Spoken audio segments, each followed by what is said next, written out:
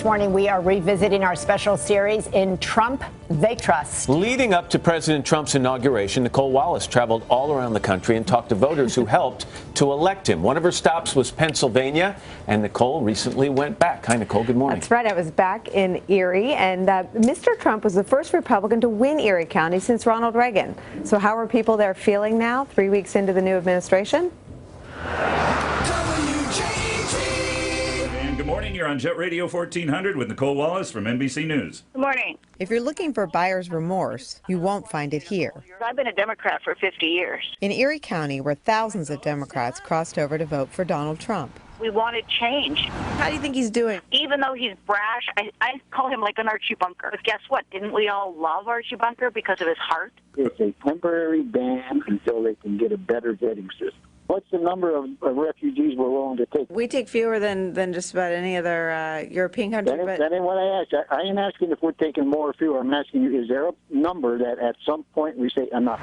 The politicians are living in a bubble. A lot of the media lives in a bubble. I'm curious how long people are going to give him. I'd give 8 years. Why wouldn't you give the last guy 8 years? Business as usual in Washington has to be shaken up because it is just a mess. Over at the Lawrence Park Diner, we met up with the voters we first talked to before the inauguration. I knew that there was going to be a lot of controversy. How can you not expect that? Judy Phelps voted for Barack Obama twice before flipping for Trump. You had very good advice for Donald Trump. Do you remember what you said? Filter what you say and just know when to back off a little bit. Is there anything that he's done so far as president that you're not thrilled about? Do you ever look at the TV and say, oh, God? Yeah, I have. Judy says the first time she cringed was on Inauguration Day. He said negative things about people high up in government. You know, I mean, it seems like he already said that. He doesn't need to say that again. And they were standing right behind him. Yeah. Yeah, I mean, what's the benefit of doing that? People already know how he feels, but that's Trump, I guess. He needs to realize that he is our president. He won. We chose him.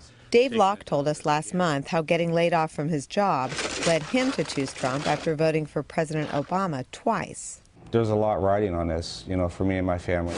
Wow. We invited Dave to Washington to attend President Trump's inauguration. Their victories have not been your victories. I loved his inauguration speech. I thought it was fantastic, but it would have been perfect had he left out the jabs and the shots. You know, that fight's over. There's no need for it. You've won. This is all abandoned. This is what Dave is worried about, the empty factories and businesses in Erie. All these places used to be places for people to work. He talked about American carnage in that speech, and it really struck a lot of people as very dramatic language. Do you think Erie is a place where you've seen American carnage? Erie used to be a huge industrial town, and it's all been kind of laid to waste. I guess carnage could be a good word to describe it. You know, I would like to see at the 100-day mark that ground has been broken on this new plant, or they've started looking at hiring. What kind of marks do you give him? Low points are usually his mouth or the way he proceeds to do things, like with the ban. The travel ban. The travel ban, yeah. That could have been a lot better. He's just so used to being so bold and aggressive with everything. You know, he gets that from his way of life in business. But now it's more than just his business. It's the country's business. I'm not sure that he knows how people react to some of the things he says. I think that he needs a dose of diplomacy. Do you think we should be banning people from countries that haven't launched any attacks against the United States? I think that they ought to stop everybody from coming in. Just let the country breathe and take a step back and figure out what's going on. You don't think that's un-American? You know, the Statue of Liberty says... No. No, because I don't want to have someone coming in and moving next door to me who's going to be blowing up Erie. He is sticking to what he said he was going to do, come hell or high water, and I say, go for it. So it seems like the headline here is they want the change that Donald Trump promised during the campaign.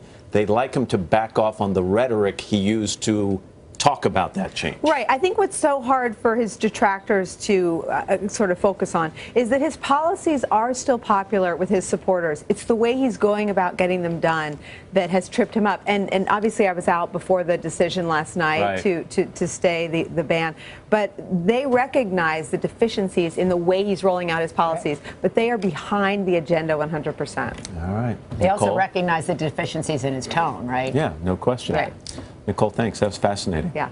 Hello, Today fans. Thanks for checking out our YouTube channel. Subscribe by clicking that button down there and click on any of the videos over here to watch the latest interviews, show highlights, and digital exclusives.